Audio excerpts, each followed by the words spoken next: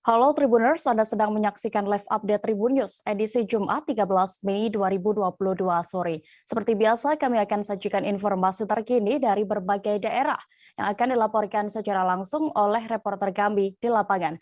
Bersama saya Dea Mita, kurang lebih 1,5 jam ke depan, inilah live update selengkapnya. Kita menuju kabar pertama Tribuners dari Jawa Timur. Hanya gara-gara persoalan asmara, seorang gadis nekat menenggak cairan pembersih lantai. Akibat aksinya itu, ia ditemukan tergeletak tidak sadarkan diri di tempat kerjanya di sebuah toko oleh-oleh di Kelurahan Gading Kasri, Klojen, Malang.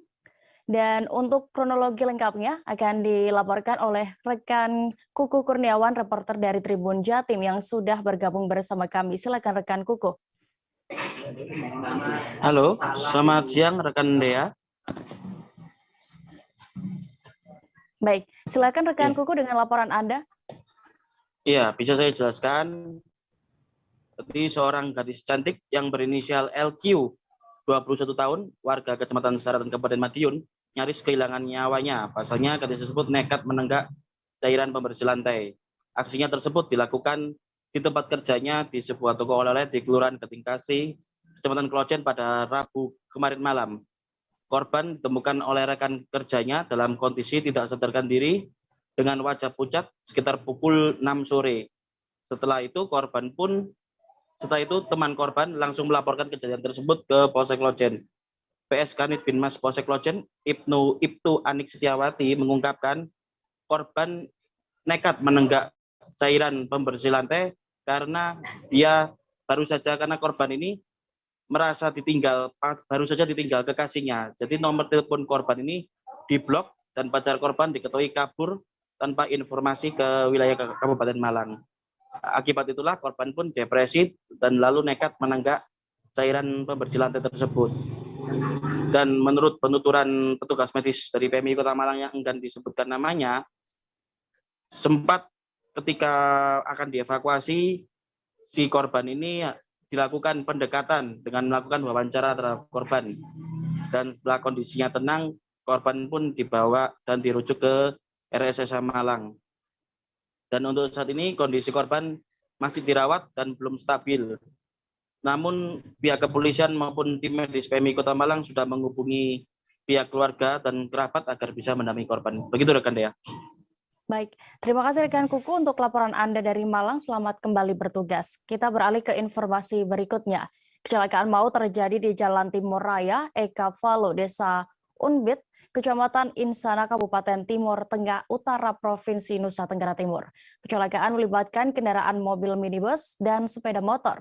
2 orang korban dikabarkan meninggal dunia dalam insiden itu.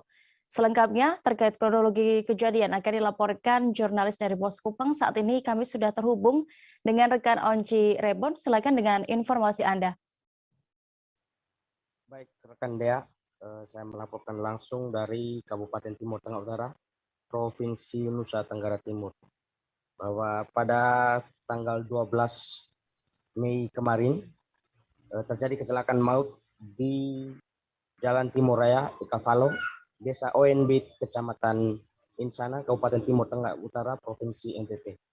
Kecelakaan yang melibatkan kendaraan mobil Toyota Avanza dengan nomor polisi DH1494DG dan kendaraan sepeda motor Honda warna hitam nomor polisi DH6875DE menyebabkan 2 orang meninggal dunia. Kecelakaan maut ini merenggut nyawa 2 orang pria bernama Emilius Lake dan Gabriel Unpad yang berasal dari Desa Asmanulea dan Desa Umutnana, Kecamatan Sasi Tamean, Kabupaten Malaka. Kronologi kejadian naas ini bermula ketika mobil Toyota Avanza warna hitam yang dikendarai oleh Desiderikus bin Sasi melaju dari arah Kota Atambua, Kabupaten Belu menuju ke Kota Kefamnani. Sementara dari arah berlawanan muncul kendaraan sepeda motor yang dikendarai oleh Emilius Lake yang mana saat itu sedang membonceng Gabriel Unpad. Saat tiba di TKP, penglihatan pengendara mobil naas tersebut terhalau kabut tebal dan diduga sedang dalam kondisi mengantuk mengakibatkan kendaraan roda 4 ini keluar jalur ke arah kanan dan terjadi tabrakan maut. Akibat kecelakaan ini, pengendara sepeda motor mengalami luka lecet di bagian wajah, patah tulang pada kedua kaki bagian paha dan pergelangan tangan, serta meninggal dunia saat di TKP. Sementara penumpang sepeda motor ini mengalami bengkak pada kepala bagian belakang akibat benturan keras dan meninggal juga saat di TKP. Kasatlantas Polres Timur Tengah Utara Ibtu Martin Luther P. Ribu SH melalui Kanit Laka Aibda Alfon Suri saat dikonfirmasi membenarkan adanya peristiwa kecelakaan tersebut. Menurutnya, pengendara mobil diduga lalai karena mengendarai kendaraan dalam kecepatan tinggi dan sedang dalam kondisi mengantuk saat cuaca kabut. Pasca menerima informasi tersebut, aparat kepolisian Satlantas Polres TPU di bawah pimpinan Kasatlantas dan Kanit Laka Lantas Polres Timur Tengah Utara Aibda Alfons Surit bergegas ke TKP dan melakukan olah TKP. Saat ini barang bukti dan diduga tersangka sudah diamankan oleh pihak Satlantas Polres Timur Tengah Utara. Demikian rekan Dea. Baik, terima kasih rekan Onji untuk laporan Anda. Selamat kembali bertugas. Kita beralih ke informasi berikutnya. Tribuners, Dinas ESDM Kaltara mengaku tidak memiliki kewenangan untuk melakukan pembinaan dan pengawasan terkait aktivitas pertambangan di Sekatak, Kabupaten Bulungan. Pernyataan ini diungkap menyusul kasus tambang ilegal Sekatak yang dikelola oleh Bribtu Hasbudi. Terkait ini akan dilaporkan lebih detailnya oleh rekan Maulana Ilhami Faudi, reporter dari Tribun Kaltara yang sudah bergabung bersama kami. Silakan rekan. Baik rekan Dea dan Tribuners, dapat dilaporkan bahwa setelah adanya revisi Undang-Undang Minerba pada tahun 2020 lalu, pihak Dinas ESDM Kaltara kini tak lagi memiliki kewenangan untuk melakukan pengawasan dan pembinaan terkait pertambangan mineral logam, termasuk pertambangan emas di wilayah Sekatak Bulungan. Menurut pihak SDM yang kami temui kemarin, saat ini kewenangan pembinaan dan pengawasan terkait pertambangan mineral logam berada di pihak pemerintah pusat.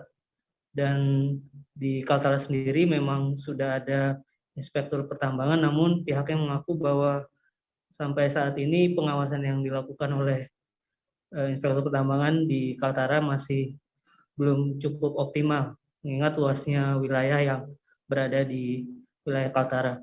Terkait perusahaan yang memiliki izin atau legal yang ada di Sekatak Bulungan, ialah adalah perusahaan PT Banyu Telaga Mas atau BTM yang telah memegang izin sejak tahun 2018 lalu dan memegang izin konsesi hingga 2033 nanti.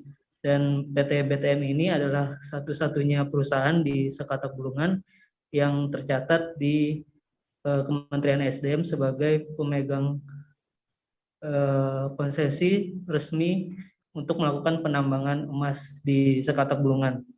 Dan pada hari ini juga pihak PT BTM tadi siang dimintai keterangannya oleh pihak kepolisian terkait aktivitas tambang ilegal yang dilakukan oleh oknum polisi, yakni Bribtu Hasbudi.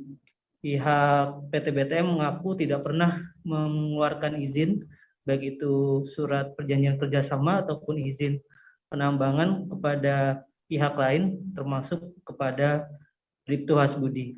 Dan pihak kepolisian mengaku ke depan akan kembali melakukan pemeriksaan terhadap pihak lain di dalam PT BTM untuk mendalami lebih lanjut terkait peranan antara PT BTM dengan oknum Bribtu Hasbudi yang melaksanakan aktivitas tambang ilegal di Sekatak Bulungan selama kurang lebih 2 tahun terakhir. Demikian rekan Dea yang dapat dilaporkan. Baik, Tribuners, rekan Faudi juga sudah melakukan wawancara bersama Abdul Hadi selaku Kasih Pemetaan Wilayah Perizinan Dinas ESDM Kaltara. Selengkapnya kami tampilkan. Sebelumnya di Sekatak itu ada perusahaan yang legal, status sudah operasi produksi PT Banyu Telaga Mas, itu ada di sana, itu yang legal. Nah, kemudian seiring berjalannya waktu, kewenangan kemudian dialihkan ke pemerintah pusat. Otomatis kegiatan pembinaan dan pengawasan kita dari dinas untuk kegiatan operasional PT BTM ini kita sudah tidak pernah melakukan peninjauan ke lapangan lagi, termasuk juga dengan kegiatan penambangan ilegal di sana. Karena kalau bicaranya tambang ilegal, pada dasarnya tupoksi dinas SDM tidak untuk mengurusi hal-hal yang seperti itu. Nah, ilegal ini kan sejauh yang saya tahu pribadi ini kan tindakan pidana dan memang urusan ranahnya ada di kepolisian. Dua anak di bawah umur menjadi korban penusukan di sekitar Pantai Asmara, Kecamatan Muntok pada Sabtu 16 April 2022 lalu. Pelaku melarikan diri hingga ke berbagai daerah guna menghindari pengejaran aparat kepolisian. Kini akhirnya pelaku penusukan pun berhasil diamankan di Pelabuhan Ketapang, Banyuwangi, Jawa Timur saat akan menyeberang ke Pulau Bali. Selengkapnya terkait kronologi kejadian akan dilaporkan reporter dari Bangka Pos. Saat ini kami sudah terhubung dengan rekan Rizky Rianda Palevi yang sudah siap dengan informasi lengkapnya.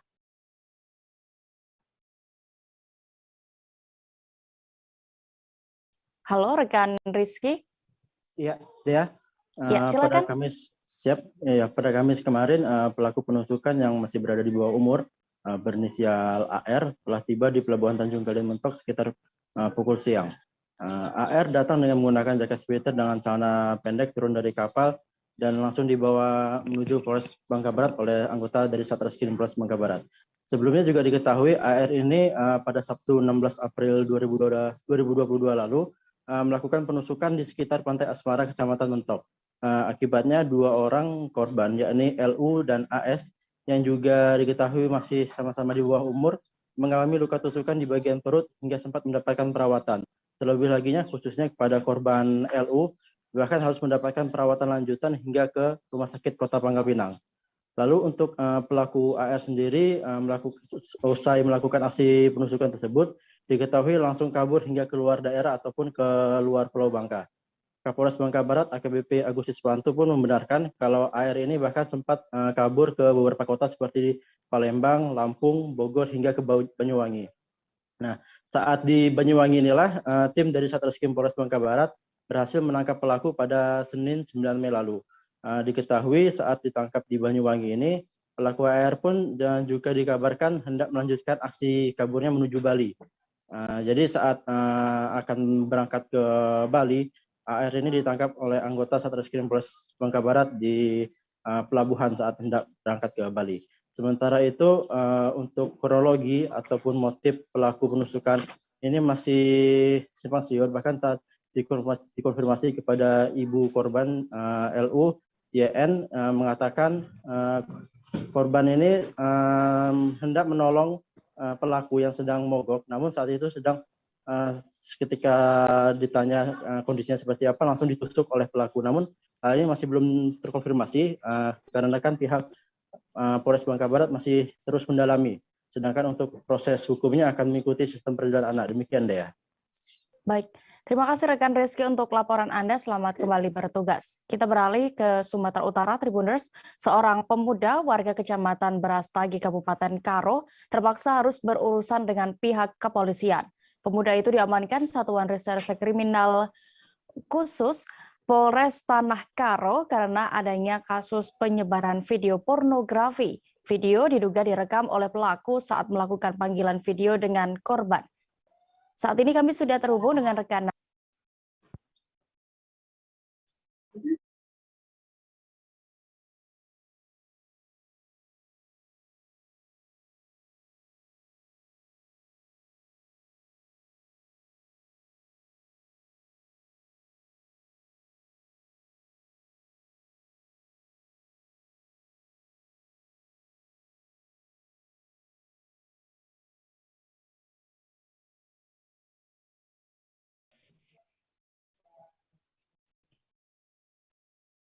Seorang pemuda warga Kecamatan Berastagi, Kabupaten Karo, Sumatera Utara terpaksa harus berurusan dengan pihak kepolisian. Pemuda diamankan Satuan Reserse Kriminal Polres Tanah Karo karena adanya kasus penyebaran video pornografi.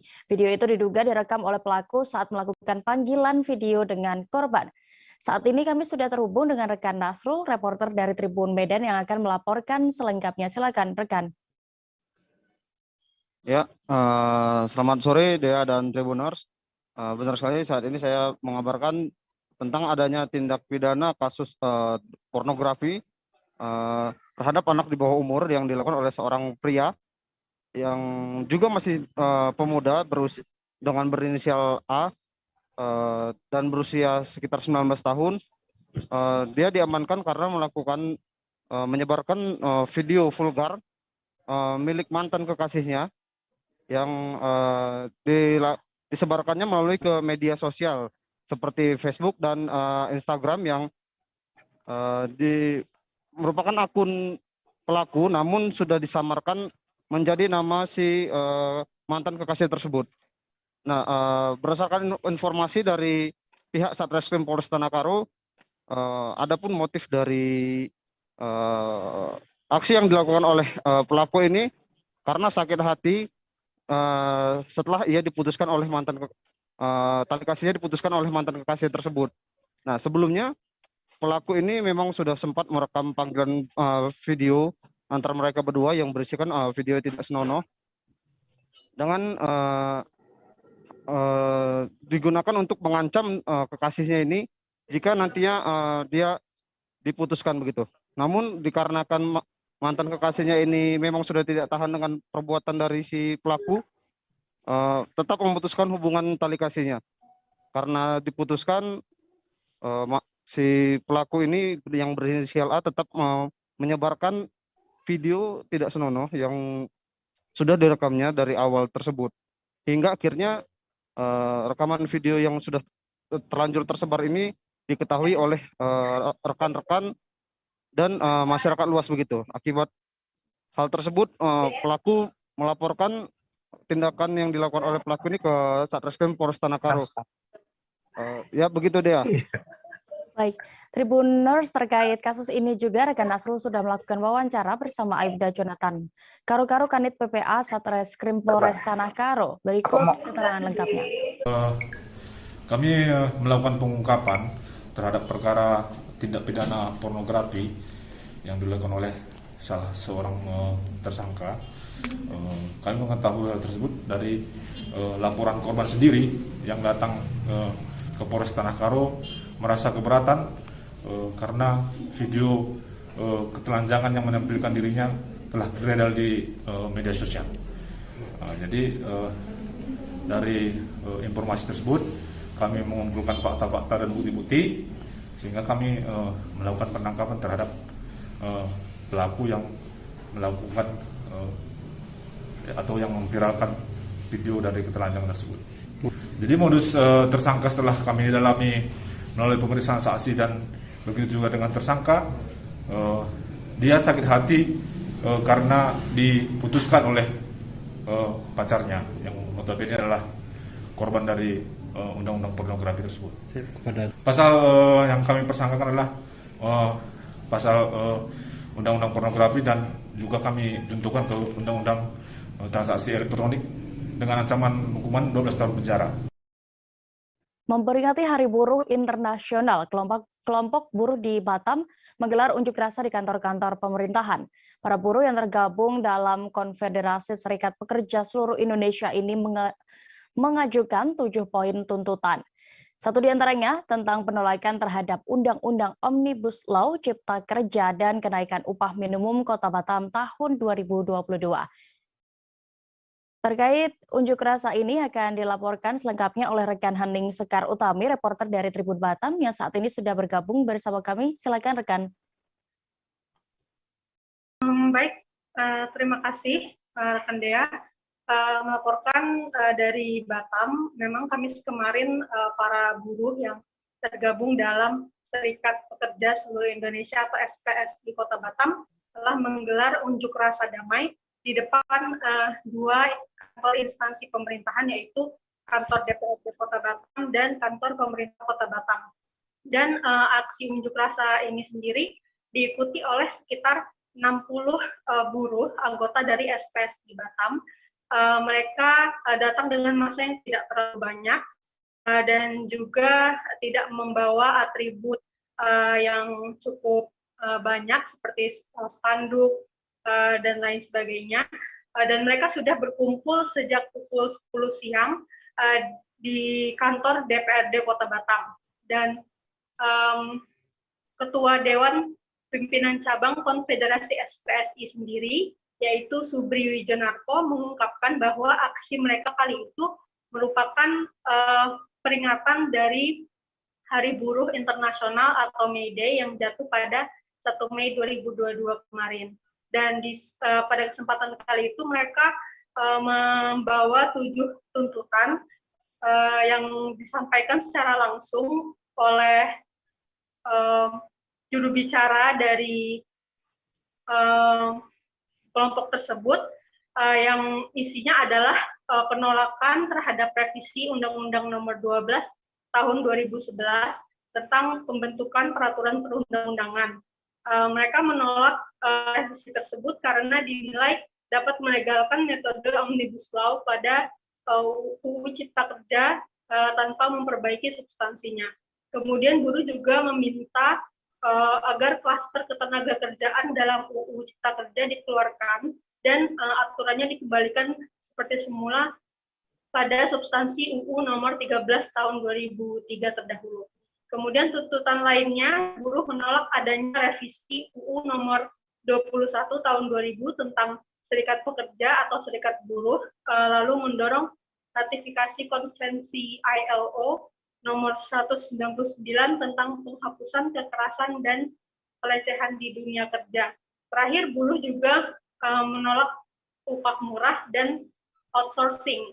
Kemudian mendorong revisi SK 2021 Kota Batam dan menetapkan agar UMK 2022 di Kota Batam sesuai dengan putusan MA atas ditolaknya kasasi gubernur. Kemudian di kantor DPRD Kota Batam sendiri, massa buruh ditemui oleh Wakil Ketua Komisi 4 DPRD Kota Batam, Aman SPD, dan di kantor Pemko Batam mereka disambut oleh Wakil Wali Kota Batam, Hamsakar Ahmad.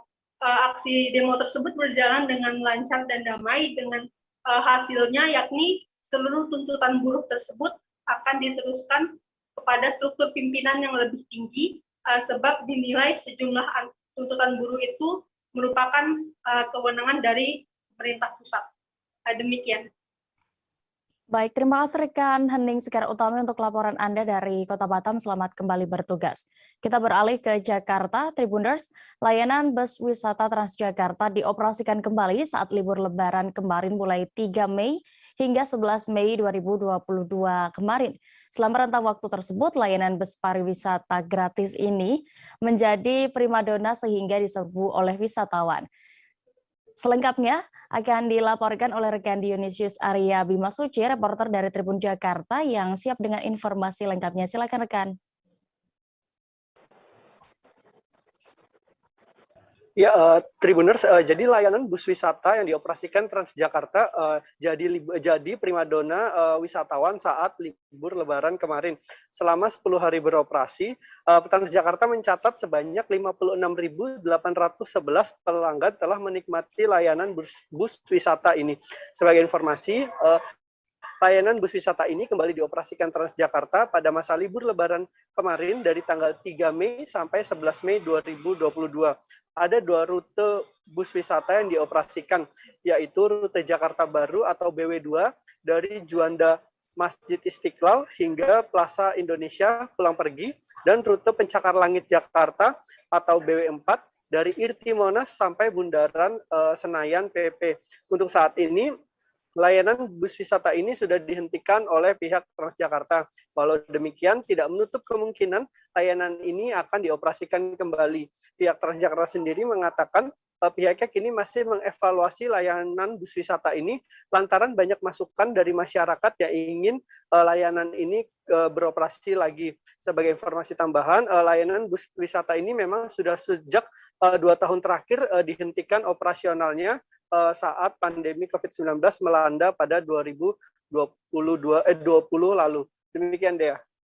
Baik, terima kasih rekan Dion untuk laporan Anda dari DKI Jakarta. Selamat kembali bertugas. Aliansi Pemuda Bahong Langi menuntut pembangunan infrastruktur jalan di kantor DPRD Bone. Mereka resah terhadap kondisi jalan di Kecamatan Bontocani, Kabupaten Bone, Sulawesi Selatan yang tidak kunjung diperbaiki. Masa menyebut akses jalan ke sejumlah desa sangat memprihatinkan saat ini. Selengkapnya terkait ini akan dilaporkan rekan Kasdar Kasau, reporter dari Tribun Timur yang sudah bergabung bersama kami. Silakan rekan.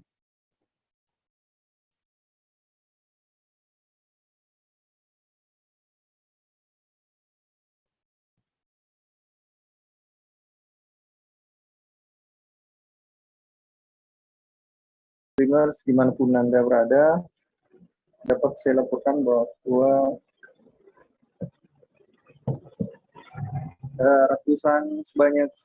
ratusan warga yang tergabung dalam Pemuda Bahong Langi dari Kecamatan Bontocani, Kabupaten Bone, Sulawesi Selatan kemarin sore, maksud saya kemarin siang melakukan aksi demonstrasi di depan kantor pemerintah Kabupaten Bone, Sulawesi Selatan di Jalan Jenderal Ahmad Yani, Kecamatan Tanite Riatang Barat, Kabupaten Bone, Sulawesi Selatan. Lalu kemudian aksi bergerak menuju ke kantor DPRD Kabupaten Bone, Sulawesi Selatan yang terletak di Jalan Kompleks Stadion Lapatau, Kabupaten Bone, Sulawesi Selatan. Kemudian aksi membawa aspirasi, yakni mereka meminta agar pemerintah Kabupaten Bone memberikan perhatian khusus kepada wilayah Bone Selatan itu untuk membangun infrastruktur jalan di sana. Di mana diketahui bahwa di ujung Kabupaten Bone ini tidak mendapatkan perhatian lebih oleh pemerintah Kabupaten Bone, di mana akses jalan menuju ke Kecamatan Bontocani tersebut tidak begitu baik. Begitu rekan dia dan Tribuners, bahwa kemudian para demonstran tersebut disambut oleh Ketua DPRD Kabupaten Bone, Irwandi Burhan, di ruang aspirasi, dan Irwandi Burhan menyatakan bahwa pihaknya akan melakukan rapat dengar pendapat dengan Komisi 3 DPRD Kabupaten Bone untuk membicarakan lebih lanjut terkait dengan aspirasi yang dibawa oleh sejumlah pemuda ataupun masyarakat yang tergabung untuk menuntut pembangunan infrastruktur jalan yang ada di Kecamatan Bontocani, Kabupaten Bone, Sulawesi Selatan. Begitu rekan dia, kembali ke studio. Baik, terima kasih rekan Kasdar Kasau untuk laporan Anda. Selamat kembali bertugas. Kita menuju informasi berikutnya. Gubernur Jawa Tengah Ganjar Pranowo mengecek hasil pembangunan jembatan Sinambung di Kelurahan Mulyoharjo, Kecamatan Jepara, Kabupaten Jepara. Ganjar didampingi oleh Bupati Jepara Dian Kristiandi. Jembatan yang baru saja selesai dibangun ini adalah bantuan dari pemerintah Provinsi Jawa Tengah. Selengkapnya akan dilaporkan oleh rekan Yunan Setiawan, reporter dari Tribun Jateng yang sudah bergabung bersama kami. Silakan rekan Yunan. Ya, kemarin Gubernur Jawa Tengah Ganjar Pranowo telah meninjau hasil pembangunan jembatan Sinambung. Jembatan ini menghubungkan antar RW di Kelurahan Mulyoharjo, Kecamatan Jepara, Kabupaten Jepara. Jembatan itu dibangun hasil dari bantuan provinsi sebesar 200 juta dan ada juga biaya tambahan dari swasta masyarakat sebesar 1 juta. Sebelum adanya jembatan itu, warga itu membangun jembatan sendiri secara swadaya dengan bahan bambu, karena setiap musim penghujan itu jembatan yang berbahan bambu itu rusak, jadi warga harus sering mengganti. Dan selain itu juga jembatan itu tidak bisa dilalui dengan kendaraan bermotor. Setelah adanya bantuan dari pemerintah provinsi, jembatan itu kini sudah jadi dan dengan panjang total 24 meter dengan luas 1,4 meter, dan dengan demikian dengan jembatannya lebih bagus dengan bahan baja, warga bisa melintasi jembatan itu dengan kendaraan bermotor. Dan menurut warga sekitar, salah seorang warga Mujiono kepada Tribun Jateng kemarin melaporkan bahwa jembatan itu sangat membantu warga untuk beraktivitas apalagi warga sekitar itu rata-rata bekerja sebagai perajin mebel. Demikian Dea. Baik, Tribuners rekan Judan juga sudah sempat melakukan wawancara bersama Gubernur Jawa Tengah Ganjar Pranowo. Berikut keterangan lengkapnya. Dan kalau dilihat ini bantuan yang kita berikan pada desa tahun 2021 lalu, ya. Kira-kira anggarannya 200 juta, tapi ada swasembadanya ya, swadayanya dari masyarakat sekitar 1 juta, luar biasa loh itu, gitu. Bantuan 200 juta, swadaya 1 juta, jadinya bagus. Jadi kalau bantuan dari Pemprov yang selama ini diberikan kepada masyarakat bisa seperti ini, wah itu manfaat. Yang penting masyarakatnya juga mendukung dan kemudian dia sadar pada apa yang kemudian menjadi kepentingan bersama. Pilihannya adalah Kita beralih ke Provinsi Riau. Penyidik Kejaksaan Negeri Dumai melakukan penahanan terhadap Zulfikar, tersangka korupsi penerimaan zakat. Zulfikar terlibat kasus Badan Amil Zakat Nasional Kota Dumai atas ambil zakat pada Rumah Sakit Umum Daerah Kota Dumai tahun 2019 hingga 2020. Selengkapnya terkait kasus ini akan dilaporkan reporter dari Tribun Pekanbaru. Kami sudah terhubung dengan rekan Doni Kusuma Putra di sana. Silakan dengan informasi Anda.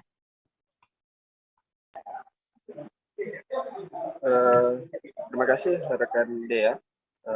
Memang dugaan korupsi ini memang agak sangat miris ya, di mana notabene uang yang kita sisihkan dari hasil kerja keras kita ternyata disalahgunakan oleh oknum yang saat ini sudah dilakukan penahanan oleh pihak Kejaksaan Negeri Kota Dumai, sahabat Tribunnews.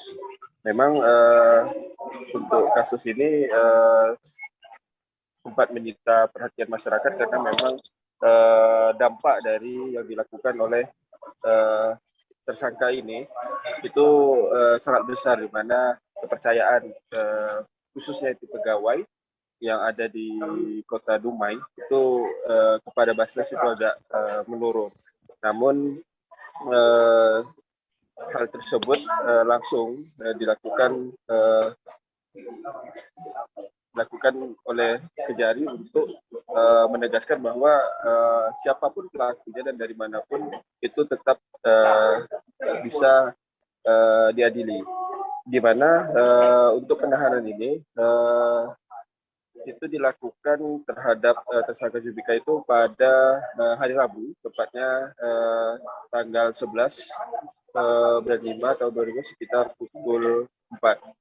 Di mana tersangka Zul ini merupakan pelaku diduga melakukan korupsi dana Basnas Kota Dumai dari amil zakat yang dikumpulkan dari pegawai RSUD Kota Dumai. Nah, untuk jumlahnya sendiri itu ditaksir itu mencapai 200 juta lebih, namun sudah ada yang dikembalikan belasan juta yang mana yang digunakan untuk kepribadian, untuk kebutuhan pribadi dari tersangka itu ada sekitar 190 juta lebih, sahabat Tribunnews. Di mana dugaan korupsi ini atau yang dilakukan oleh pelaku ini sudah terjadi sejak 2018, di mana pada saat itu sedang terjadi pergantian kepengurusan Basnas Kota Dumai. Nah, melalui hal tersebut dimanfaatkan oleh tersangka ini untuk melakukan tindakan korupsi ini, yang mana awalnya itu dana Basnas atau dari potongan pegawai yang ada di RSUD Kota Dumai itu ditransfer langsung melalui rekening Badan Amil Zakat Kota Dumai. Namun karena kepengurusan ini sedang berganti dan dimanfaatkan oleh tersangka Zulfikar ini dengan mendatangi bendahara RSUD, yang mana tujuannya itu untuk memindahkan dari rekening Badan Amil Zakat Kota Dumai ke rekening pribadi Zulkifli ini. Fikar ini. Nah, setelah hal tersebut dilakukan, sekitar sudah 23 bulan itu dilakukan, barulah terjadi kecurigaan dari Badan Amil Zakat rekan Tribunnews, sehingga dan juga itu dilaporkan ke Kejari Kota Dumai, dan setelah dilakukan penyidikan akhirnya ditetapkan bahwa tersangka ini merupakan tidak ada masih dilakukan penyidikan, namun menurut keterangan dari tersangka Zulfikar ini bahwa dana tersebut digunakan untuk kebutuhan pribadi tersangka. Seperti itu rekannya. Baik, Tribuners, terkait kasus ini juga rekan jurnalis kami sudah melakukan wawancara bersama PLT Kejari Dumai, Zakil Fikri. Berikut keterangan lengkapnya. Telah melakukan upaya paksa penahanan kepada tersangka Zulfikar selaku penyalur, selaku pengumpul kegiatan penyaluran zakat di Kota Dumai. Kasusnya ini sudah sekitar terjadi pada awal tahun 2019 sampai akhir tahun 2020. Jadi kegiatan penyaluran zakat memang sudah ada regulasinya. Jadi mendasari dari PP 14 tahun 2014 tentang pelaksanaan undang-undang dari nomor 23 tahun 2011 tentang penyaluran zakat. Kemudian ditindaklanjuti dengan surat keputusan Wali Kota Dumai tentang pelaksanaan zakat di Kota Dumai ya. Jadi sebagai tindak lanjutnya dari seluruh OPD yang ada dilakukan pemotongan 2,5% sesuai dengan ketentuan dari hasil gajinya itu. Ada juga yang sukarela. Jadi gajinya kalau sudah sampai nisab ya, itu dilakukan pemotongan. Ada juga yang sukarela. Pemerintah daerah Kabupaten Lampung Utara melakukan sidak di Pasar Dekon Kota Bumi. Tinjauan dilakukan untuk melihat langsung kondisi pasar sekaligus menyerap aspirasi dari para pedagang di sana. Selengkapnya terkait kegiatan ini akan dilaporkan reporter dari Tribun Lampung. Saat ini kami sudah terhubung dengan rekan Anung Bayuwardi yang siap dengan informasi lengkapnya. Silakan rekan Anung. Ya, rekan Dea, bisa dijelaskan. Pemkab setempat atau Pemkab Lampung Utara melakukan sidak di Pasar Dekon Kota Bumi, Lampung Utara. Di sana, Pemkab melihat banyak sekali sampah yang berserakan. Namun demikian, Pemkab akan merenovasinya menjadi pasar modern. Akan tetapi, mereka melakukan bertanya dahulu kepada pedagang apakah yang diperlukan mereka, kemudian sarana dan prasarananya, serta keperluan lainnya untuk menjadikan pasar tersebut menjadi pasar modern. Rekan ya, demikian. Baik, Tribuners, kita beralih ke informasi berikutnya. Ketua DPD PDI Perjuangan Provinsi Kalimantan Barat, Lazarus, tiba di Kabupaten Ketapang. Lazarus mengunjungi Kabupaten Ketapang dalam rangka melaksanakan dua agenda besar. Kedatangan Lazarus beserta rombongan disambut langsung oleh Bupati Ketapang Martin Rantan di Bandara Rahadi Usman. Selengkapnya terkait ini akan dilaporkan rekan Nur Imam Satria, reporter dari Tribun Pontianak yang sudah siap dengan informasi lengkapnya. Silakan rekan. Iya, Dea, Tribuners sekalian. Jadi Ketua Komisi 5 DPR RI Lazarus mengunjungi Kabupaten Ketapang dan Kabupaten Kayung Utara di Kalimantan Barat pada Kamis 12 Mei 2022 kemarin. Lazarus yang juga merupakan Ketua DPD PDIP Kalbar tiba di Kabupaten Ketapang dan Kayung Utara akan membawa dua agenda besar, yakni yang pertama mengenai konsolidasi partai dan yang kedua akan meresmikan kantor DPC PDIP di Kabupaten Kayung Utara. Selain dua agenda besar tersebut, Lazarus juga akan melihat langsung infrastruktur jalan, terutama pada jalan penghubung antar Kabupaten Ketapang dan Kayung Utara, yang mana jalan poros ini sudah lama rusak. Kondisi jalan ini juga sebelumnya sudah sering atau kerap disuarakan oleh anggota DPR RI lainnya, yakni dari Dapil Kalbar.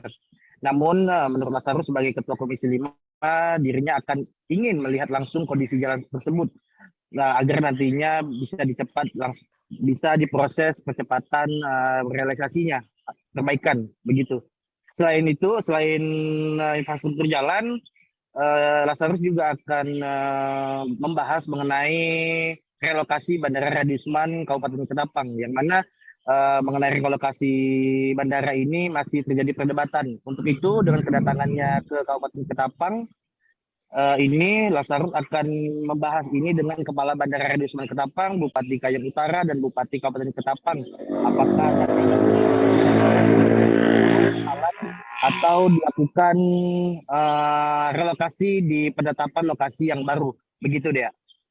Baik, terima kasih rekan Nur Imam untuk laporan Anda. Selamat kembali bertugas. Kita beralih ke Jakarta, Tribuners. Iren Margarita Kumambo merupakan ibu tunggal yang membesarkan putri sematawayangnya bernama Francisca Junita Priscilla hingga kini berusia 23 tahun.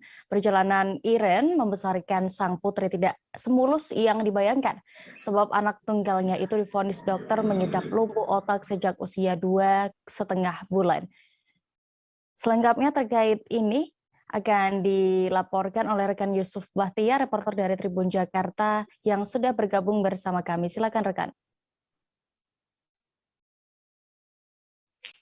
Selamat sore Dea dan juga Tribuners, saya Yusuf Bahtiar melaporkan dari Kota Bekasi, Jawa Barat. Bisa saya sampaikan kisah kasih ibu sepanjang masa, mungkin kalimat yang paling pantas menggambarkan kisah perjuangan Iren Margarita Kumambo, di mana ibu yang tinggal di perumahan Duta Kranji, Kota Bekasi ini melalui perjalanan yang panjang membesarkan seorang putri bernama Francisca yang akrab disapa Siska yang kini berusia 23 tahun. Adapun Siska sendiri divonis mengidap lumpuh otak atau cerebral palsy, di mana sejak usia 2,5 bulan, ia sempat mengalami koma selama 3 hari di rumah sakit. Lalu pada saat itu ketika dokter memberitahukan bahwa kondisi kesehatan ataupun tumbuh kembang Siska akan terganggu akibat kerusakan syaraf otak yang diderita selama koma 3 hari. Adapun dari perjalanan itu, Iren kembali mendapatkan cobaan ketika sang suami kemudian meninggalkan dia dan juga seorang putrinya ketika mengetahui bahwa Siska akan tumbuh dengan kondisi yang tidak normal. Adapun sejak saat itu Iren menjadi ibu tunggal dan hingga kini ia terus berjuang membesarkan putri sematawayangnya bernama Siska dengan kondisi lumpuh otak. Adapun kisah ini juga sempat menarik perhatian Menteri Sosial Tri Risma hari ini yang sempat berkunjung ke rumah Siska di perumahan Duta Kranji pada hari Rabu tanggal 12 Mei 2022 kemarin, di mana Menteri Sosial Risma hari ini memberikan sejumlah bantuan, salah satunya yaitu dana sebesar 58 juta yang merupakan pengumpulan donasi dari kitabisa.com dan juga beberapa bantuan lainnya melalui Kementerian Sosial. Begitu, Dea. Baik, terima kasih rekan Yusuf untuk laporan Anda. Selamat kembali bertugas. Kita kembali ke Provinsi Lampung, Tribuners. Gubernur Lampung, Arinal Junaidi melakukan kunjungan ke Kabupaten Pringsewu pada Kamis 12 Mei 2022 kemarin. Dalam kunjungannya yang dipusatkan di Gading Rejo, Arinal meresmikan aplikasi Kartu Petani Berjaya secara elektronik atau EKPB. Dengan EKPB ini, petani bisa mendapatkan bantuan permodalan tani. Selengkapnya terkait ini akan dilaporkan oleh rekan Tri Yulianto, reporter dari Tribun Lampung yang sudah siap dengan informasi lengkapnya. Silakan rekan. Ya, terima kasih Dea. Untuk di Lampung memang sejak Gubernur Lampung menjabat di Lampung, beliau memprogramkan untuk pertanian yaitu Kartu Petani Berjaya.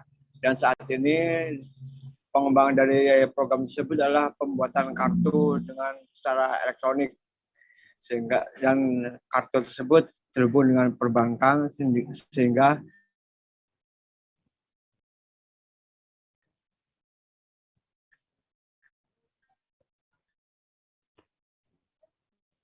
Halo, rekan Tri Yulianto.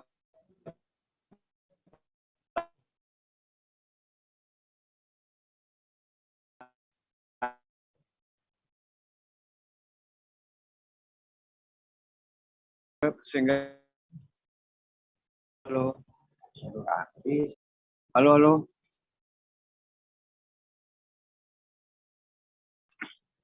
Ya, di Lampung sendiri ada program Kartu Petani Berjaya digagas oleh Gubernur Lampung, yakni Arinal Junaidi. Program tersebut sudah berjalan 2 tahun dan sekarang ini pengembangan dari program tersebut adalah membuat kartu secara elektronik. Sehingga dan itu kerjasama juga dengan para perbankan ataupun kebutuhan lainnya untuk pertanian bisa meminjam lewat bank dengan modal kartu tersebut.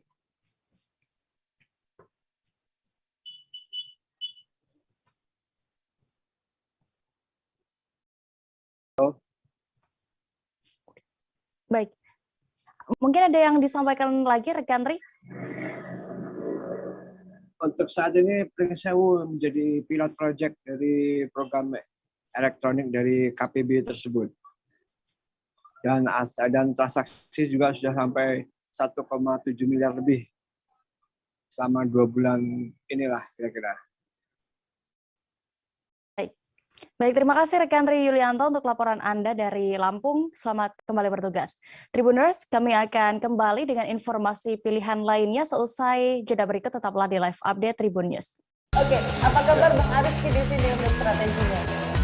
Kalau saya sendiri di Jumip 37 ini yang semalam baru mulai, saya udah pas. Sebenarnya aku nggak ngerasa itu penangkapan atau penggerebegan atau apapun itu. Karena gini loh, posisinya aku kriteria. Jadi kita mengenal disebut dengan stroke yang tidak berdarah dengan stroke yang berdarah.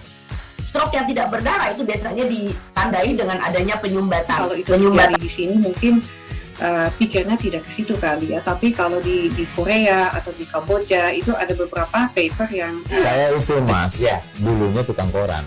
Oh gitu ya. Tukang koran. Ya, saya baca itu Pak. Tuh kan pernah baca kan? Ya.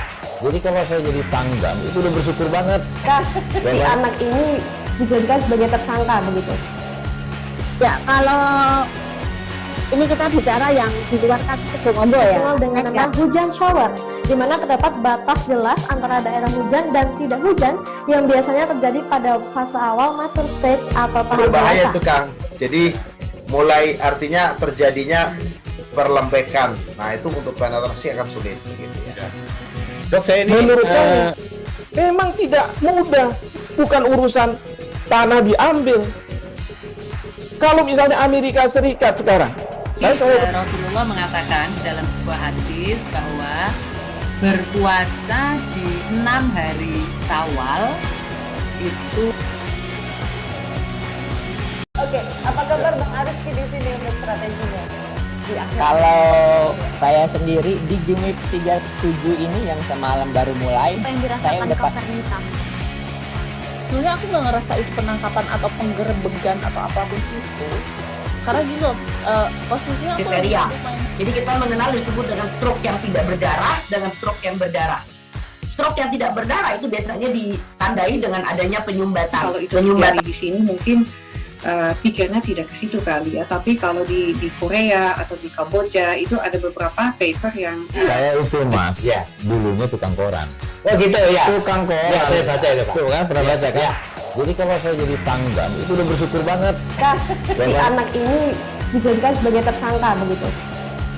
Ya kalau ini kita bicara yang di luar kasus Sebongombo ya. Dengan nama hujan shower, di mana terdapat batas jelas antara daerah hujan dan tidak hujan yang biasanya terjadi pada fase awal mature stage atau tahap berbahaya itu Kang. Jadi mulai artinya terjadinya perlembekan. Nah itu untuk penetrasi akan sulit. Gitu ya. Dok saya ini menurut saya memang tidak mudah, bukan urusan tanah diambil. Kalau misalnya Amerika Serikat sekarang, Rasulullah mengatakan dalam sebuah hadis bahwa berpuasa di 6 hari Syawal itu. Oke, apa kabar Bang Arief di sini untuk strateginya? Kalau saya sendiri di Jumip 37 ini yang semalam baru mulai, saya udah pasti. Sebenarnya aku nggak ngerasa itu penangkapan atau penggerebegan atau apapun itu. Karena gini loh, posisinya aku kriteria. Jadi kita mengenal disebut dengan stroke yang tidak berdarah dengan stroke yang berdarah. Stroke yang tidak berdarah itu biasanya ditandai dengan adanya penyumbatan. Kalau itu terjadi di sini mungkin pikirnya tidak ke situ kali ya, tapi kalau di Korea atau di Kamboja itu ada beberapa paper yang saya itu mas, dulunya tukang koran. Oh gitu ya. Tukang koran. Terima kasih Anda masih menyaksikan live update Tribun News. Kita menuju informasi berikutnya dari Jawa Timur. Penyakit mulut dan kuku atau PMK hewan ternak khususnya sapi saat ini tengah merebak di beberapa kabupaten di Indonesia. Dengan kondisi tersebut, Kapolres Sampang AKBP Arman memerintahkan kepada jajaran Polsek untuk terjun ke lapangan terutama di pasar hewan ternak. Bagaimana kondisi terkini di Kabupaten Sampang terkait adanya wabah PMK ini akan dilaporkan oleh rekan Hanggara Pratama, reporter dari Tribun Madura yang sudah bergabung bersama kami di sana. Silakan rekan. Baik, terima kasih rekan Dea. Jadi kami melaporkan sejak kemarin 13 Mei 2022, sejumlah anggota kepolisian di Kabupaten Sampang Madura telah menyasar sejumlah pasar hewan ternak sapi di tengah merebaknya penyakit mulut dan kuku atau PMK ini yang saat ini tengah merebak di beberapa kabupaten di Indonesia. Jadi giat ini berdasarkan arahan dari Kapolres Sampang AKBP Arman yang memerintahkan kepada jajaran Polsek untuk terjun ke lapangan sebagai upaya antisipasi adanya penyakit tersebut. Upaya itu juga dilakukan untuk membantu pemerintah daerah dalam pencegahan dan penyebaran penyakit PMK agar tidak terjadi di Kabupaten Sampang. Adapun tugasnya saat di lokasi, para personil bersama tim kesehatan hewan melakukan tracing dan pengecekan sehingga apabila ditemukan penyakit PMK segera melakukan tindakan cepat dan tepat guna mencegah penyebaran penyakit PMK ke hewan ternak lainnya. Sementara untuk lokasi pasar hewan yang menjadi sasaran, yakni pasar hewan di Kecamatan Ketapang, kemudian pengecekan hewan ternak di pasar hewan Aisare, Kecamatan Sampang, Kabupaten Sampang, sedangkan yang terakhir yang digelar tadi pagi berada di pasar hewan Kecamatan Ompen, Kabupaten Sampang.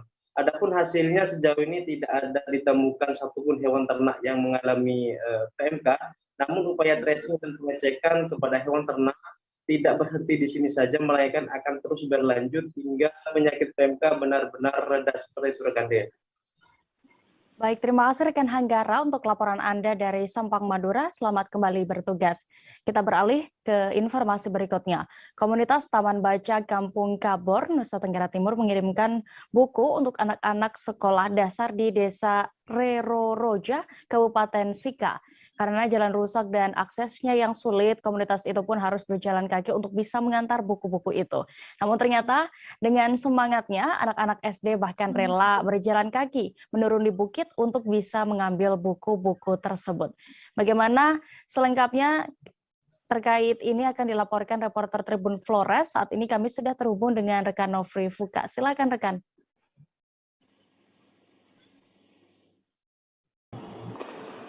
Oke, baik, selamat sore rekan Dea. Dapat kami laporkan dari Mamere bahwa kemarin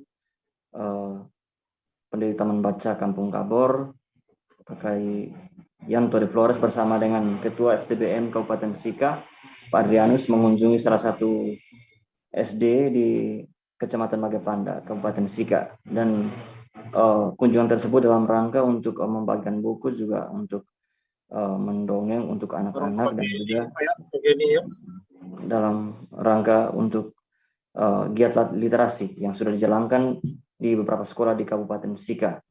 Namun satu hal yang sempat diliput oleh Kakak Yanto dan sempat kita diberikan untuk kita, bahwa anak-anak sekolah di SDI Impres Duli, Desa Reroroja, Kabupaten Sika, menuruni jalan yang berada di wilayah mereka dikarenakan mobil yang ditumpangi oleh rombongan dari Kabupaten Sika menuju ke sekolah tersebut tidak bisa melewati jalan karena jalan tersebut rusak.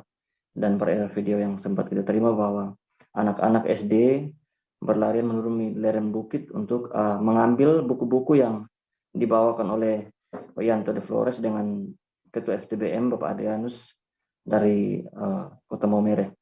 Adapun setelah kegiatan tersebut, kita menghubungi Pak Yanto dan beliau juga membenarkan hal tersebut, dan ia juga berharap bahwa pemerintah dapat turun ke lokasi dan bila perlu untuk membangun jalan yang untuk saat ini memang kondisinya memprihatinkan, sehingga seperti yang nampak dalam video kemarin yang sempat kita liput bahwa jalan tersebut tidak dapat dilewati mobil atau kendaraan roda 4 dikarenakan jalan tersebut sangat rusak, sehingga anak-anak harus berjalan kaki untuk menjemput ya rombongan dari kabupaten untuk dalam rangka giat literasi itu. Demikian dapat kami laporkan. Baik, terima kasih rekan Nofri Fuka untuk informasi Anda dari Sika. Selamat kembali bertugas. Ratusan ekor ternak sapi di Kabupaten Bangka terjangkit virus penyakit mulut dan kuku atau PMK. Ratusan ternak yang terjangkit PMK tersebut tersebar di 3 kecamatan. PMK sendiri termasuk dalam penyakit ternak dengan tingkat kematian rendah, tetapi tingkat penularannya yang sangat tinggi. Untuk mengetahui kondisi terkini di sana terkait hewan ternak akan dilaporkan reporter Bangka Pos. Saat ini kami sudah terhubung dengan rekan Edwardi. Silakan dengan informasi Anda. Ya, terima kasih. Memang saat ini Kabupaten Bangka, Provinsi Pulau Bangka-Belitung juga termasuk daerah yang terindikasi terkena penyakit mulut dan kuku sapi pada ternak sapi. Terindikasi mulai terjadinya itu pada tanggal 5 Mei, terindikasi tanggal 5 Mei 2022. Kemudian tanggal 6 dilakukan pengecekan dan ternyata positif memang penyakit PMK dari hasil laboratorium Pusat Veteriner Farma Surabaya. Memang penyakit ini di Kabupaten Bangka terdiri dari 8 kecamatan, saat ini baru 3 kecamatan yang tertular, yaitu di Kecamatan Sungai Liat ada 79 sapi, kemudian Kecamatan Pemali 66 ekor sapi, kemudian Kecamatan Merawang 24 ekor sapi. Kemudian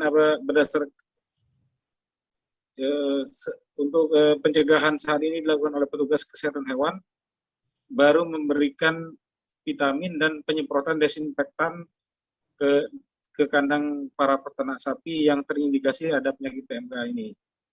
Dan juga Dinas Pertanian dan Pertanian Kabupaten Bangka juga mengerahkan penyuluh pertanian dan petugasnya untuk melakukan sosialisasi kepada peternak-peternak yang terutama yang belum terkena penyakit virus PMK ini ya. Kemudian juga antisipasi lain adalah agar melakukan isolasi ataupun keluar masuk hewan dari kandang itu di saat ini dibatasi. Bila perlu memang diisolasi. Saat ini sapi-sapi yang ada di kandang dilakukan isolasi. Demikian. Baik, terima kasih rekan Edwardi untuk informasi Anda. Selamat bertugas kembali. Kita beralih ke Kepulauan Riau. Lonjakan penumpang pada arus balik mudik Lebaran tahun 2022 masih tinggi. Pada pelayaran Kamis 12 Mei 2022 kemarin saja, penumpang yang datang dari Belawan, Sumatera Utara, tujuan Pelabuhan Batu Ampar, Batam berjumlah ribuan orang. Selengkapnya akan dilaporkan reporter dari Tribun Batam. Kami sudah terhubung dengan rekan Roni Lodolaleng. Silakan dengan informasi Anda.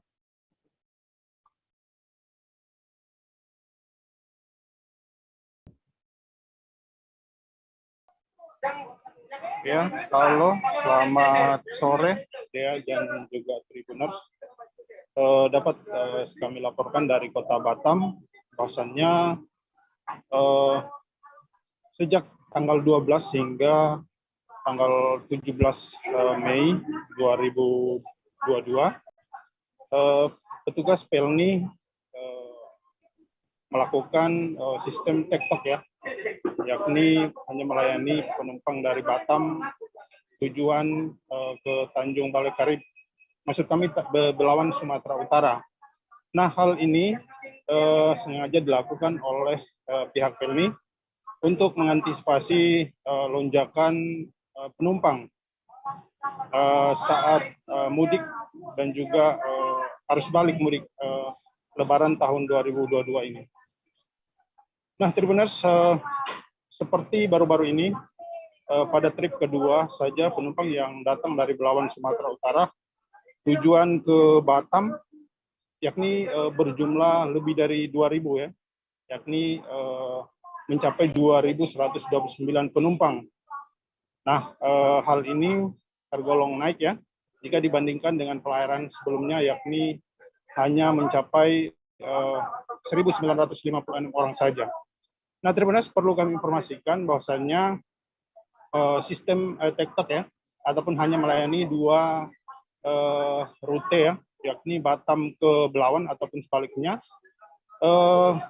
akan berjalan normal, yakni di tanggal 17 Mei 2022, di mana KM Kelut akan melayani rute seperti biasa, yakni dari Batam tujuan Kijang, tujuan Tanjung Balai Karimun, tujuan Belawan Sumatera Utara, dan Tanjung Priok, Jakarta. Demikian yang bisa kami laporkan dari Batam, kembali ke Dea di studio. Baik, terima kasih rekan Roni untuk laporan Anda. Selamat kembali bertugas. Kita beralih ke informasi berikutnya. Wahidin Halim kembali ke kediamannya di kawasan Pinang, Kota Tangerang, menjelang habisnya masa jabatan sebagai Gubernur Banten periode tahun 2017-2022. Tidak lama setelah tiba di rumahnya, kemudian Wahidin Halim menyambut kedatangan pejabat atau PJ Gubernur Banten Al-Muktabar yang baru saja juga dilantik oleh Menteri Dalam Negeri Tito Karnavian.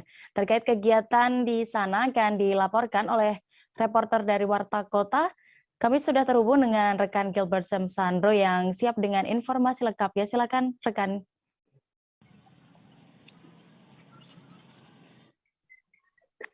Ya, Dea. Mantan Gubernur Banten Wahidin Halim kembali ke kediamannya di hari terakhir masa jabatannya di kawasan Pinang, Kota Tangerang, pada Kamis 12 Mei 2022. Wahidin Halim tiba kembali ke kediaman pribadinya tersebut setelah melakukan rangkaian acara, rangkaian kegiatan yang telah ditetapkan pada hari terakhir masa jabatannya. Dan ketika setibanya di kediaman pribadinya di kawasan Pinang, Kota Tangerang, dari pantauan warta kotalab.com pukul 20 waktu Indonesia Barat, pria akrab disapa WH tersebut melakukan aktivitas makan malam bersama dengan pejabat gubernur atau penerus Wahidin Halim untuk menjadi Gubernur Banten periode 2017 hingga 2022 di kediamannya. Rombongan Al-Muktabar terlihat sangat bersama dengan WH sambil menyantap hidangan makan malam yang telah disediakan di ruang makan kediaman Wahidin Halim. Pertemuan keduanya tampak hangat saat makan malam dengan diselingi candaan dan senyuman oleh Wahidin Halim. Selama pertemuan keduanya bercengkrama dan berbagi cerita antara satu dengan lainnya. Usai menyantap hidangan makan malam, Wahidin Halim kemudian terlihat bersuah foto bersama dengan para tim, baik itu tim pengawal pribadi, ajudan, staf, kemudian tim dokumentasi hingga tim juru masak yang telah bersama Wahidin Halim selama menjabat sebagai Gubernur Banten selama 5 tahun sejak periode 2017. Juru bicara Gubernur Banten saat ini Ujang Giri mengatakan pertemuan antara Al-Muktabar dan WH telah direncanakan sebelumnya. Menurutnya gubernur dan pejabat Gubernur Banten tersebut membahas soal pentingnya percepatan pembangunan di wilayah Provinsi Banten. Pertemuan tersebut merupakan salah satu bentuk sowan atau silaturahmi yang dilakukan oleh Al-Muktabar sebagai penerus Wahidin Halim hingga pilkada nanti, sambil membahas pembangunan dan percepatan pembangunan dan melayani masyarakat di Provinsi Banten. Dan dari pantauan warta kotalab.com sejak siang kemarin, kediaman Wahidin Halim tersebut tampak sepi, tidak terlihat kepada petugas atau personil kepolisian yang berjaga. Hanya terlihat sebuah mobil patroli pihak kepolisian dan beberapa tim dari Wahidin Halim atau pekerja di rumahnya mempersiapkan makanan dan minuman di salah satu di halaman kediaman Wahidin Halim, yang mana itu menjadi tempat makan malam yang dilakukan bersama dengan Al-Muktabar. Demikian dia laporan sampaikan reporter warta Kota Live.com Gilbert Susanto dari kediaman Wahidin Halim, Pinang, Kota Tangerang. Baik, terima kasih rekan Gilbert untuk laporan Anda. Selamat kembali bertugas. Kita beralih ke informasi berikutnya di Jawa Timur.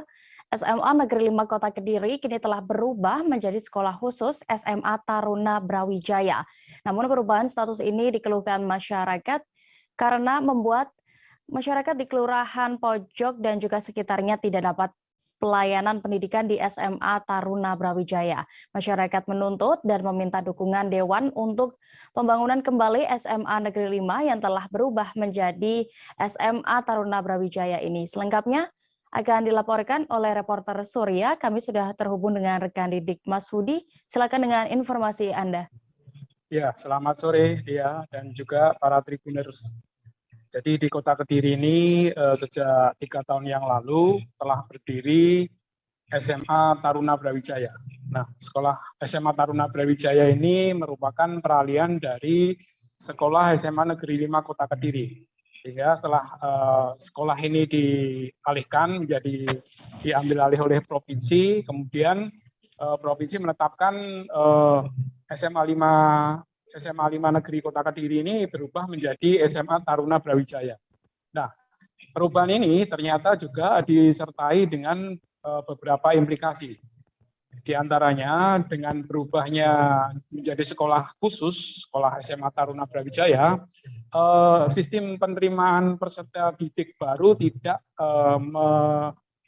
sesuai dengan ketentuan yang ada pada sekolah umum.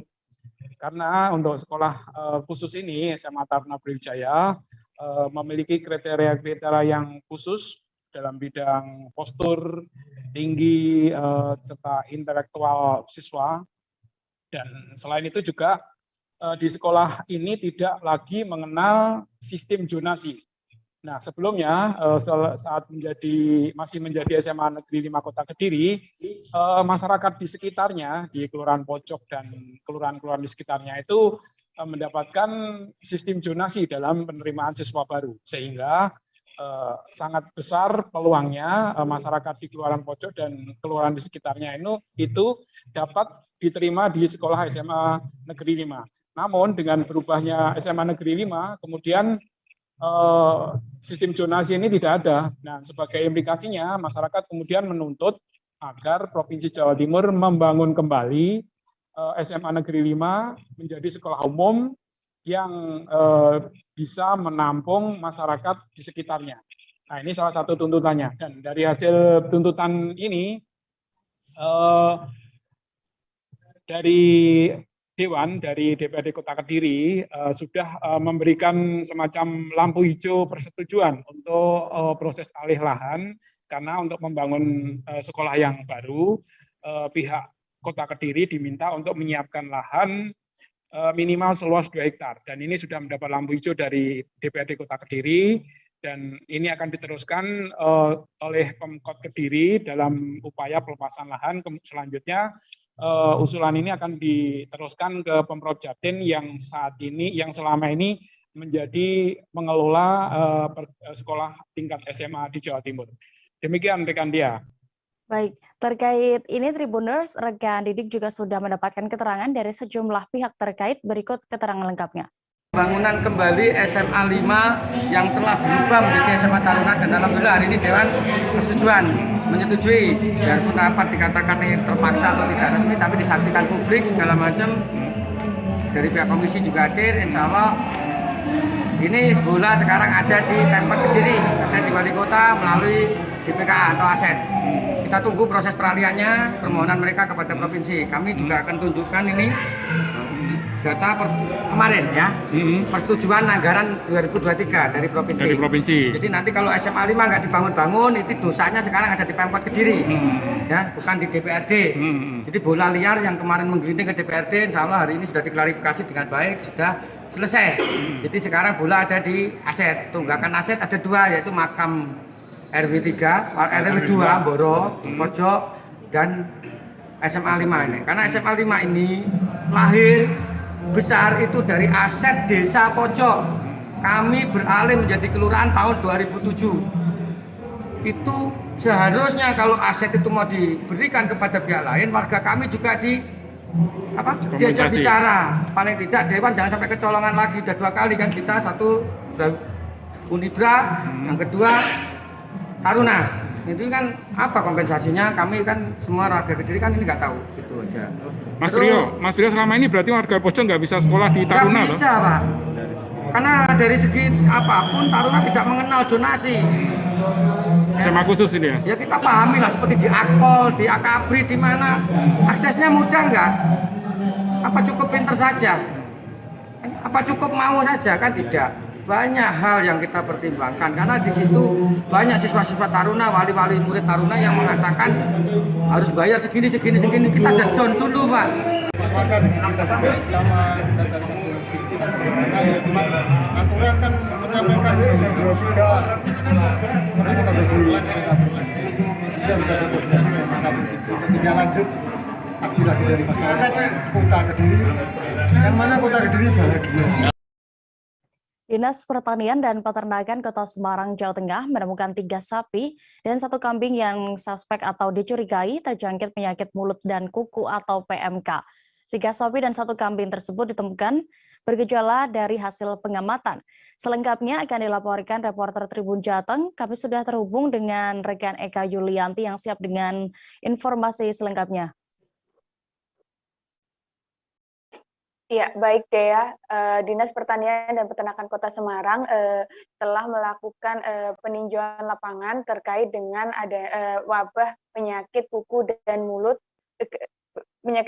kuku atau PMK ini ke sejumlah peternak sapi dan kambing di Kota Semarang dan juga ke rumah pemotongan hewan yang ada di Kota Semarang. Dan ditemukan ada 3 sapi di Kelurahan Mangunsari, Gunung Pati, dan juga 1 kambing di Kelurahan Bubaan, Kecamatan Mijen yang dicurigai atau suspek penyakit mulut dan kuku ini. Namun 4 hewan tersebut belum dilakukan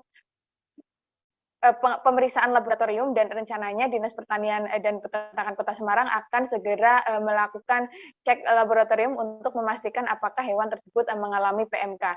Dan Dinas Pertanian Kota Semarang juga melakukan antisipasi agar penyakit mulut dan kuku ini tidak merembah atau tidak menulari ke hewan-hewan yang ada di Kota Semarang, mengingat peredaran hewan atau penjualan hewan di Kota Semarang ini berasal dari beberapa wilayah yang ada di Blora, Pati, dan sebagainya, di mana wilayah tersebut berdekatan dengan Jawa Timur yang menjadi tempat endemi penyakit mulut dan kuku. Dan Dinas Pertanian dan Peternakan juga telah membentuk Satgas internal untuk memberikan sosialisasi kepada peternak dan juga pedagang ataupun penyuluh pertanian terkait dengan penyakit mulut dan kuku ini, bagaimana cara pencegahannya dan juga penanganannya.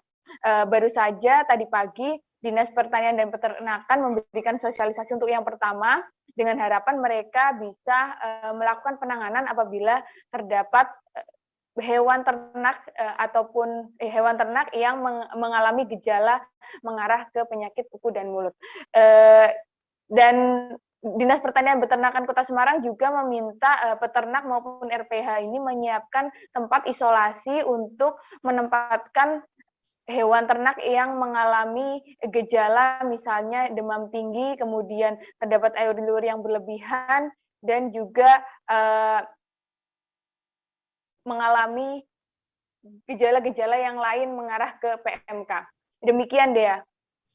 Baik, Tribuners, terkait ini juga rekan Eka sudah melakukan wawancara bersama Kepala Dispertan Kota Semarang, Hernowo Budi Luhur. Berikut liputan lengkapnya. Selama ini yang hasil pengamatan kami, ada beberapa yang sudah terdeteksi ya gejalanya. Yang pertama ada sapi di Mangunsari, ada 3 dari 6 sapi yang ada di sana. Kemudian di Mijen itu kambing. Ada 1 dari 6 yang bergejala. Ini akan kita tindak lanjuti untuk di labkan. Kira-kira itu. Jadi antisipasi kita termasuk hari ini kita ke RPH supaya ternak-ternak yang nantinya dipotong di RPH juga dalam kondisi sehat. Karena kita juga tahu bahwa sapi-sapi dari RPH ini beberapa didatangkan dari wilayah-wilayah sekitar Pati, Rembang, Blora. Dan itu kan berdekatan dengan Jawa Timur. Sementara kita tahu bersama bahwa yang endemik itu kan ada di Jawa Timur. Kalau ternaknya yang terindikasi itu kemudian penanganannya apakah dipisah di tempatnya? Kalau yang ada yang bergejala, seperti tadi disampaikan oleh dokter hewan kami, bahwa itu akan dipisahkan dulu. Kalau bisa disembuhkan, disembuhkan. Kalau memang tidak memungkinkan ya harus dipotong, tapi kan dengan cara-cara tertentu. Berarti di lokasi ini juga dibuat tempat karantina juga ya? Ya, tadi kan dari RPH sudah menyiapkan bahwa di sini ada ada kandang karantina dan juga akan dilakukan biosecurity secara ketat ketika ada sapi masuk ke lokasi ini. Wilayah mana yang perlu diwaspadai, Pak? Ya, kalau yang diwaspadai sebenarnya selama ini yang ditetapkan Kementan baru di Jawa Timur. Tapi kan kita tidak tahu perdagangan hewan itu kemana saja, karena masa inkubasinya kan 14 hari. Jadi bisa jadi belinya hari ini masih sehat, tapi 2, 3 sampai 14 hari kemudian baru bergejala. Ini yang harus kita waspadai kan.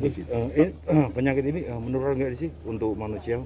Penyakit ini tidak tergolong zoonosis, jadi tidak menular ke manusia.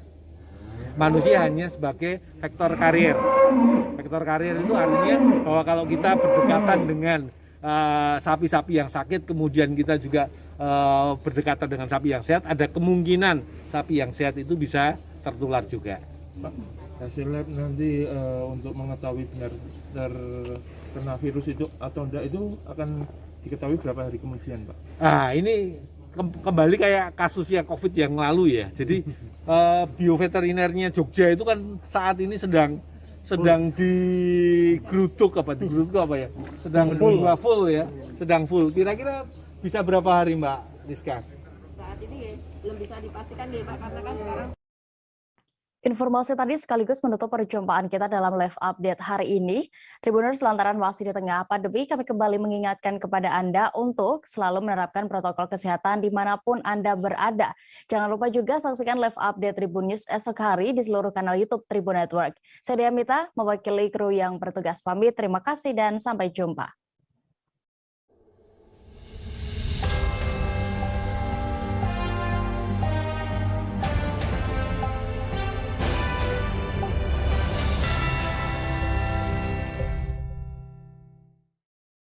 Jangan lupa like, subscribe, dan share ya!